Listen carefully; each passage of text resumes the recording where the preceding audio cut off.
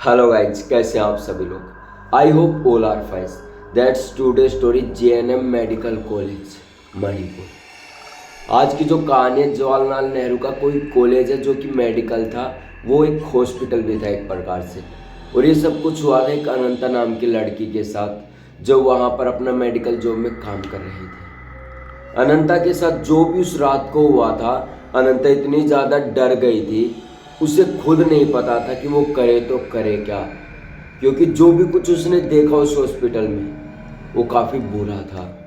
और उस रात के बाद अनंता ने नाइट शिफ्ट लगाना तो दूर की बात, हॉस्पिटल में जॉब करना ही छोड़ दिया था। करीबन 3 साल पहले की एक घटना है जो कि अनंता के साथ हुई थी।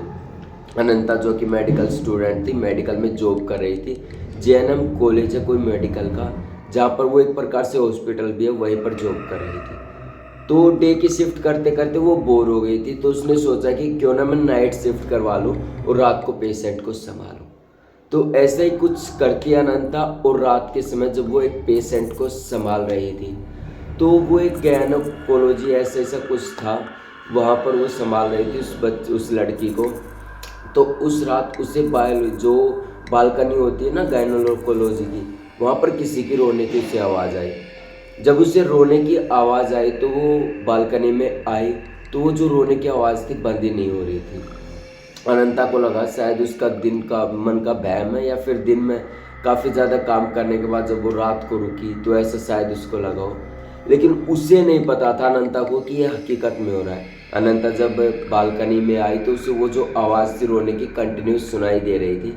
अनंता धीरे धीरे आगे बढ़ने लगी पेशेंट को छोड़कर। जैसे जैसे बालकनी की तरफ आगे बढ़ रही थी, वो जो रोने की आवाज़ थी बार बार तेज होती जा रही थी। अब अनंता को थोड़ा थोड़ा डर लगने लगा था, लेकिन उसे कुछ भी दिखाई नहीं दिया। जब वो बालकनी से वापस आने लगी, यानी करीबन 50 से 60 मीटर की दूरी थी, लंबी बालकनी थी, वो आवाज़ जो थी उसे कंटिन्यू आ रही थी, वो चलती जा रही थी। लेकिन जब वो बालकनी से वापस आने लगी तो उसे महसूस हुआ कि कोई उसके पीछे खड़ा है। अनंता को ऐसा लगा, लेकिन उससे पहले अनंता कुछ कर पाती, जो ये लाइट थी चसबुझ करने लगी, यानी डिम डे लाइट होने लगी। और 2 ही सेकंड के बाद जब पीछे मुड़कर अनंता ने देखा तो वहाँ पर कुछ भी नहीं था, और जो लाइट चसबुझ कर रही थी वो भी रुक गई थी। अब अनंता धीरे धीरे आगे बढ़ रही थी, लेकिन वो जो रोने की आवाज़ थी कंटिन्यू चुप ही नहीं हो रही थी, बढ़ती ही जा रही थी। हालांकि किसी लेडी की वो आवाज़ थी।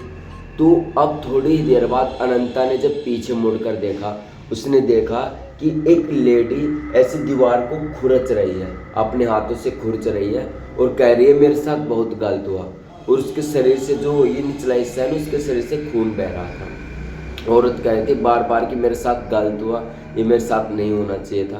अनंता बहुत ही ज़्यादा डर गई थी, उसका पूरा शरीर ठंडा पड़ गया था, क्योंकि जो सीन था काफ़ी डरावना था, रात का समय था।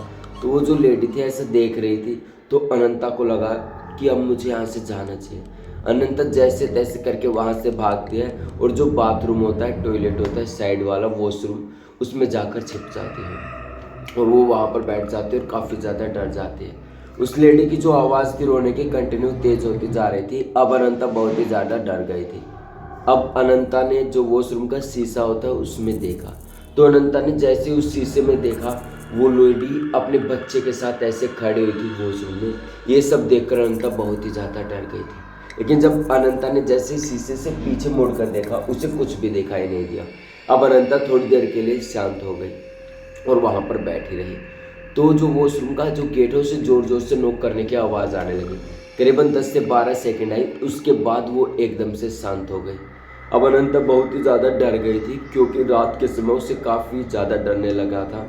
और जो गायनाकोलॉजी का जो लैब था, जो बालकनी थी, वहीं पर अनंता ने सोचा कि जैसे तैसे करके मुझे ऊपर जाना पड़ेगा, क्योंकि ऊपर वाला जो वार्ड था उसमें सारी नर्सें बैठी हुई थी और अपना काम कर रही थी।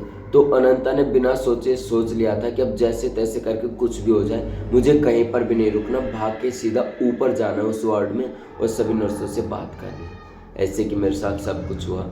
तो ऐसे अनंता पूरा प्लान बनाते माइंडली, हालांकि वो बहुत ही ज़्यादा डर गई थी, लेकिन उसने अपना पूरा प्लान बना लिया था। और अब वो जैसे ही गेट से बाहर निकलती है वॉशरूम से, तुरंत भागने लगती है और बालकनी की तरफ जैसे ही जो सीढ़ियाँ होती है उससे ऊपर जाने लगती है, वहीं पर गिर जाती है। अब अनंता बहुत ही ज़्यादा डर गई थी, उसकी पीछे मुड़कर देखने की हिम्मत नहीं थी।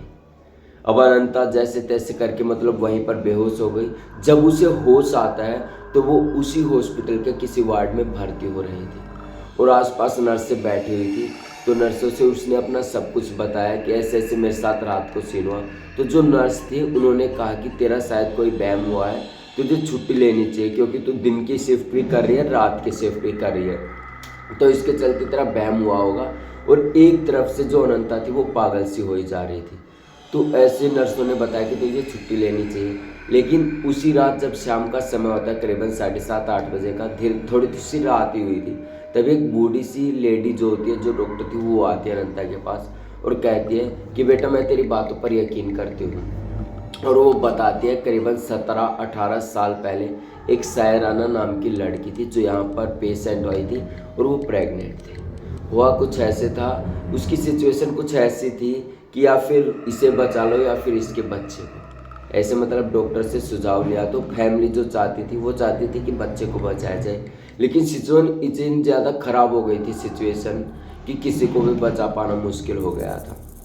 और वो जो सायराना नाम की लड़की थी उसकी और उसके बच्चे की डेथ हो गई थी। ये सब कुछ वो लेडी डॉक्टर जो बताती है अनंता को, अनंता के पैरों तले ज़मीन खिसक जाती है और वो काफ़ी ज़्यादा डर जाती है। और उसने अब दिमाग में सोच लिया था कि वो किसी भी हॉस्पिटल में नाइट शिफ्ट नहीं करेगी, हालांकि उसने हॉस्पिटल ही छोड़ दिया था। जब ये सारी बातें पता चली और उस लेडी ने बताया कि जो सायराना नाम की लड़की थी उसकी आत्मा आज भी इस हॉस्पिटल में भटकती है, ये सब कुछ पता चला तो अनंता काफ़ी ज़्यादा डर गई। उसने नाइट शिफ्ट तो दूर की बात, जो हॉस्पिटल कोई भी हो वहाँ पर काम करना ही छोड़ दिया था। ये जीएनएम का जो हॉस्पिटल था मेडिकल लाइन का, ये मणिपुर का, वहीं पर ये सब कुछ हुआ था और अनंता बहुत ही ज़्यादा डर कर रहने लगी थी। हालांकि अब अनंता ने जॉब भी छोड़ दिया, किसी भी हॉस्पिटल में वो काम नहीं करती, अब घर पर ही रहती है और कोई छोटा मोटा काम आसपास कॉलोनी में देख लिया है। तो ये थी आज की कहानी जो अनंता के साथ घटी। कमेंट बॉक्स में ज़रूर बताएं कि आपको ये कहानी कैसी लगी और ऐसी कहानी सुनने के लिए चैनल को सब्सक्राइब कर लें। तब तक के लिए जय हिंद। कल फिर से मिलेंगे एक और खौफनाक कहानी लेकर।